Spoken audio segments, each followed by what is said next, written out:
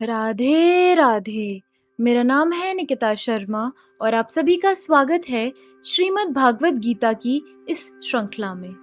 पिछले श्लोकों में हमने समझा कि जिनमें सत्व गुण की प्रधानता होती है वे मृत्यु पश्चात ऋषियों के ऐसे उच्च लोक में जाते हैं जो रजो और तमो गुण से मुक्त होता है। रजोगुण की प्रबलता वाले सकाम कर्म करने वाले लोगों के बीच जन्म लेते हैं और तमोगुण में मरने वाले पशुओं की प्रजातियों में जन्म लेते हैं। चलिए आज बढ़ते हैं अगले श्लोकों की ओर। श्रीमद् भागवत गीता के 14वें अध्याय के 16वें श्लोक में कहा गया है, कर्मणः सुकृतस्याहुः सात्विकं निर्मलं फलम रजसस्तु फलम दुखम ज्ञानम तमसः फलम।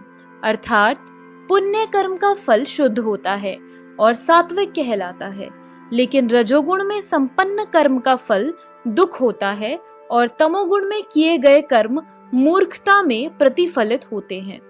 सतोगुण में किए गए पुण्य कर्मों का फल शुद्ध होता है, अतएव वे मुनिगण जो समस्त मोह से मुक्त हैं सुखी रहते हैं, लेकिन रजोगुण में किए गए कर्म दुख के कारण बनते हैं। भौतिक सुख के लिए जो भी कार्य किया जाता है उसका विफल होना निश्चित है। उदाहरणार्थ, यदि कोई गगनचुंबी प्रसाद बनवाना चाहता है तो उसके बनने के पूर्व अत्यधिक कष्ट उठाना पड़ता है। मालिक को धन संग्रह के लिए कष्ट उठाना पड़ता है और प्रसाद बनाने वाले ऋषियों को शारीरिक श्रम करना होता है। इस प्रकार कष्ट तो होते ही हैं।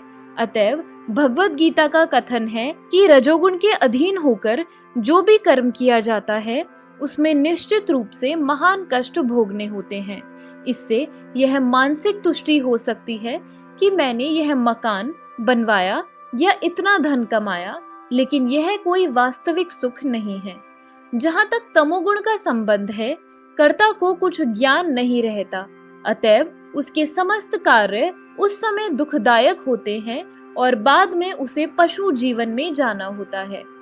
पशु जीवन सदैव दुखमय है, यद्यपि माया के वशीभूत होकर वे इसे समझ नहीं पाते। पशुओं का वध भी तमोगुण के कारण है। पशु वधित यह नहीं जानते कि भविष्य में इस पशु को ऐसा शरीर प्राप्त होगा जिससे वह उनका वध करेगा। यही प्रकृति का नियम है। मानव समाज में यदि कोई किसी मनुष्य का वध कर दे तो उसे प्राण दंड मिलता है। यह राज्य का नियम है। अज्ञानवश लोग यह अनुभव नहीं करते कि परमेश्वर द्वारा नियंत्रित एक पूरा राज्य है। प्रत्येक जीवित प्राणी परमेश्वर की संतान है और उन्हें एक चींटी तक का मारा जाना साह्य नहीं है। इसके लिए मनुष्य को दंड भोगना पड़ता है। अतएव स्वाद के लिए पशु वध में रत रहना घोर अज्ञान है। मनुष्य को पशुओं के वध की आवश्यकता नहीं है, क्योंकि ईश्वर ने अनेक अच्छी वस्तुएं प्रदान कर रखी हैं। यदि कोई किसी कारण से मांसाहार करता है तो यह समझना चाहिए कि वह अज्ञानवश ऐसा कर रहा है और अपने भविष्य को अंधकारमय बना रहा है। समस्त प्रकार के पशुओं में से गोवध सर्वाधिक अधम है, क्योंकि गाय हमें दूध देकर सभी प्रकार का सुख प्रदान करने वाली है। गोवध एक प्रकार से सबसे अधम कर्म है। वैदिक साहित्य में गोभिः प्रणीत मत्सरम सूचित करता है कि जो व्यक्ति दूध पीकर गाय को मारना चाहता है वह सबसे बड़े अज्ञान में रहता है। वैदिक ग्रंथों में एक प्रार्थना भी है जो यह कहती है कि हे प्रभु, आप गायों तथा ब्राह्मणों के हितैषी हैं और आप समस्त मानव समाज तथा विश्व के हितैषी हैं। तात्पर्य यह है कि इस प्रार्थना में गायों तथा ब्राह्मणों की रक्षा का विशेष उल्लेख है। ब्राह्मण आध्यात्मिक शिक्षा के प्रतीक हैं और गाय महत्वपूर्ण भोजन की। अतएव इन दोनों जीवों, ब्राह्मणों तथा गायों को पूरी सुरक्षा प्रदान की जानी चाहिए। यही सभ्यता की वास्तविक प्रगति है। आधुनिक मानव समाज में आध्यात्मिक ज्ञान की उपेक्षा की जाती है और गोवध को प्रोत्साहित किया जाता है। इससे यही ज्ञात होता है कि मानव समाज विपरीत दिशा में जा रहा है और अपनी भर्त्सना का पथ प्रशस्त कर रहा है। जो सभ्यता अपने नागरिकों को अगले जन्मों में पशु बनने के लिए मार्गदर्शन करती हो, वह निश्चित रूप से मानव सभ्यता नहीं है। निसंदेह आधुनिक मानव सभ्यता रजोगुण तथा तमोगुण के कारण कुमार्ग पर जा रही है। यह अत्यंत घातक युग है और समस्त राष्ट्रों को चाहिए कि मानवता को महानतम संकट से बचाने के लिए कृष्ण भावनामृत की सरलतम विधि प्रदान करें। 17वें श्लोक में कहा गया है, सत्वात् संजायते ज्ञानम रजसो लोभ एव च प्रमाद मोहो तमसो भवतो अज्ञानमेव च। अर्थात सतोगुण से वास्तविक ज्ञान उत्पन्न होता है, रजोगुण से लोभ उत्पन्न होता है और तमोगुण से अज्ञान, प्रमाद और मोह उत्पन्न होता है। चूंकि वर्तमान सभ्यता जीवों के लिए अधिक अनुकूल नहीं है, अतएव उनके लिए कृष्ण भावनामृत की संस्तुति की जाती है।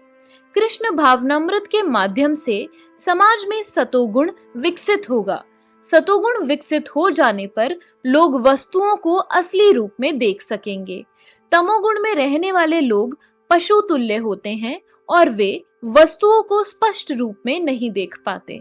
उदाहरणार्थ, तमोगुण में रहने के कारण लोग यह नहीं देख पाते कि जिस पशु का वे वध कर रहे हैं उसी के द्वारा वे अगले जन्म में मारे जाएंगे। वास्तविक ज्ञान की शिक्षा न मिलने के कारण वे अनुत्तरदायी बन जाते हैं। इस उच्च श्रृंखला को रोकने के लिए जनता में सतोगुण उत्पन्न करने वाली शिक्षा देना आवश्यक है। सतोगुण में शिक्षित हो जाने पर वे गंभीर बनेंगे और वस्तुओं को उनके सही रूप में जान सकेंगे। तब लोग सुखी तथा संपन्न हो सकेंगे।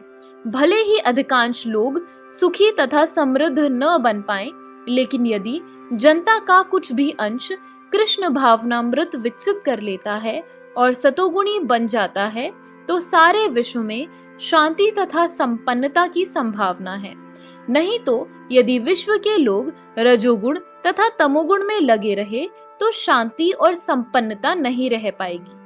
रजोगुण में लोग लोभी बन जाते हैं और इंद्रिय भोग की उनकी लालसा की कोई सीमा नहीं होती। कोई भी यह देख सकता है कि भले ही किसी के पास प्रचुर धन तथा इंद्रिय तृप्ति के लिए पर्याप्त साधन हो, लेकिन उसे न तो सुख मिलता है न मनः शांति। ऐसा संभव भी नहीं है क्योंकि वह रजोगुण में स्थित है। यदि कोई रंच मात्र भी सुख चाहता है तो धन उसकी सहायता नहीं कर सकता।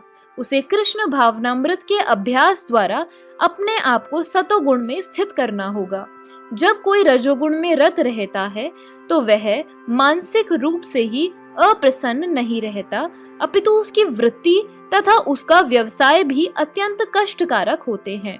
उसे अपनी मर्यादा बनाए रखने के लिए अनेकानेक योजनाएं बनानी होती हैं। यह सब कष्टकारक है। तमोगुण में लोग पागल यानी प्रमत्त हो जाते हैं।